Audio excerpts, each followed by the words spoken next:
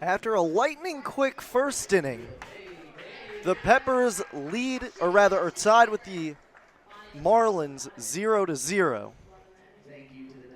We enter the second with a tie ball game between the Marlins and the Peps.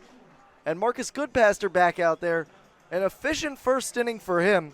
Allowed just one single off the bat of Eric Hartman. And then got some help from his defense.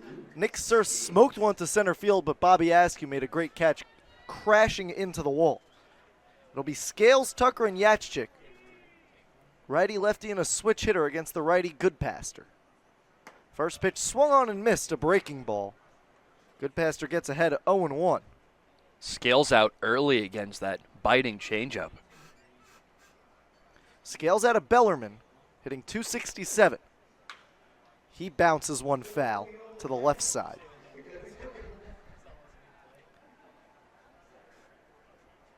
Scales 12 RBIs on the season. That's good for third on the team. He's on a 6-game hitting streak. Has 8 of those RBIs in that span. As Goodpaster deals. Breaking ball, shot to left center field. It's down. Askew corrals it in left center. But Scales starts the top of the second with a single. There's a runner on first and no outs with a 0-0 score for the 6-hitter Connor Tucker. Scales, a talented contact bat.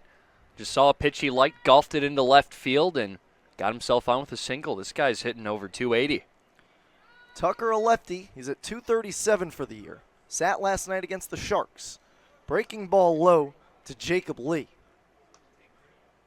And I wonder for Goodpaster, he's pitched in these jerseys before last season, but there is a difference pitching with sleeves versus without them. More of a basketball issue. I don't know if you remember, there were those sleeveless and sleeved jerseys. Obviously, they're always sleeveless. But there were special jerseys that Adidas made that were sleeved. And LeBron James once ripped the sleeves off of his jersey. He said he didn't like the feeling of shooting. So I wonder if there's an inverse effect with pitching and just general fielding. I feel like it could make it a little more comfortable. You're more free in your windup. I guess technically more room to work. And as a Cleveland fan, I vividly remember LeBron tearing the sleeves off. That was a pretty funny moment. 2-0 swung on and missed. The curveball looks really good from Goodpaster early in this one. Just his 2 breaking pitches, that curve and that changeup. He's playing them really well off his fastball. Ground ball to Hurst. He backhands. Gets it to Christie for 1. Throw to first. In time for out number 2. A little 4-6-3 action from the Peps. There are 2 outs on the board. Beautiful double play from this Chili Peppers infield. They've looked awesome so far in this game, which is something you love to see. Last night, a lot of fielding issues. Some balls that on steals thrown into short. Thrown into the outfield that went past the shortstop, Alex Christie. As Yachchik steps in. He takes a strike.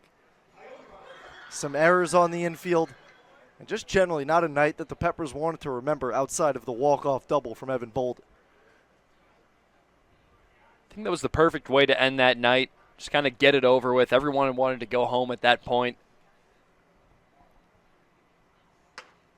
Fastball over the heart of the plate. It's 0-2. Goodpaster trying to get out of this inning rather quickly. He fires the 0-2. This time a fastball that misses low. Goodpaster, the Heartland Collegiate Athletic Conference Pitcher of the Year in 2023. 2024 it was Pepper teammate and Hanover teammate John Gerard, as that ball's fouled off the plate. Yachchik out of Saginaw Valley State, same school as Shire. He's in the transfer portal as well. 64 Analytics has him as a top 150 player in the portal. He grounds one to Evan Bolden. High hop. Bolden fields. Throws high, and it's above Wiesner's head. Yachchik in there after a throwing error from Evan Bolden. That could have ended the inning. Yeah, just sailed it a little bit. Got out of reach of Eli Wiesner and couldn't quite make the play. And the Peppers fielding was so good for so long, especially on the infield. that you're going to have errors. It does happen. But still a little bit unsettling to see there. Bolden really threw that one high. So there's a runner on first and 2 outs. It's a 0-0 game in the top of the second. Goodpaster allowed a single from Scales and then got Connor Tucker to ground into a 4-6-3 double play. Got another ground ball that he liked, but the throw was sailed by Evan Bolden.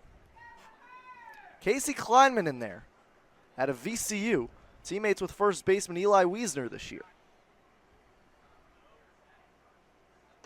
Breaking ball misses low to him.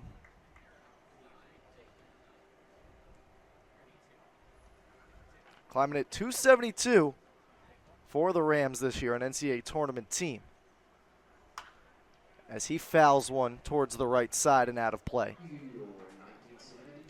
It's been a winding road for Kleiman, who's hitting 111 and 18 at-bats for the Marlins. Started at Santa Clara in the West Coast Conference and spent 2 years at Monterey Peninsula Community College. He grounds one to short. It's past the reach of Alex Christie. And there are 2 ducks on the pond, first and second for the Marlins.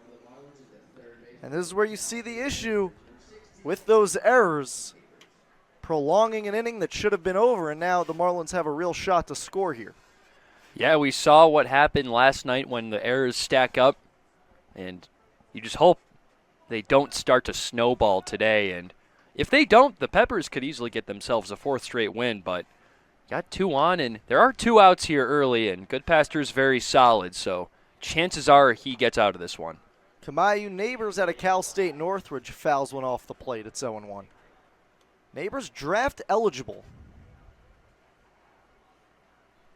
Coming off a year where he hit 305 at CSUN.